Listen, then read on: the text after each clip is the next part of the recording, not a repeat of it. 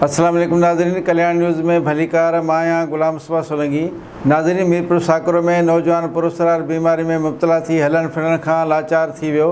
पुरअसरार बीमारी में वरतल नौजवान जी सहायता लाइ सोशल मीडिया जे कलमकारनि, सियासी समाजी अॻवाननि खे मदद जी अपील कई वई आहे। यूनियन काउंसिल ककड़ाड़ो देह माखियारो ॻोठ मुला ईसा ख़ासकेली जो रहवासी 17 सालनि जो नौजवान नसीम ख़ासकेली कंहिं ख़ासि मर्ज़ में मुब्तला आहे। बीमारी सबबि साॼो पेर तमामु घणो वज़नी थी वियो आहे। अंदाज़न 2 मण पेर जो वज़न आहे, पर गुर्बत सबबि इलाज कराइण खां क़ासिर आहे।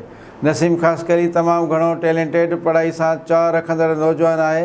कंप्यूटर, लैपटॉप, मोबाइल जो वॾो माहिर आहे, पर खेसि पेर जी बीमारी बिस्तरे भेड़ो करे छॾियो आहे। पाण पंहिंजी हिमत सां न उथी सघे थो, न वेही सघे थो। हिन नौजवान नसीम ख़ासकेली पंहिंजी बीमारी जे इलाज कराइण लाइ सरहदी वारनि, सोशल वर्करनि, सहाफ़ियुनि, मेडिकल जी फील्ड वारनि, तक जे MPA MNA मुख़्तियारकार, मीरपुर साकरो, DC घारो, DC ठट्टो, DHO ठट्टो, सूबाई वज़ीरनि, सलाहकारनि ऐं वज़ीर आला सिंध खां मुतालबो कयो आहे त मुंहिंजे पेर जो इलाज आगा खान इस्पताल मां करायो वञे।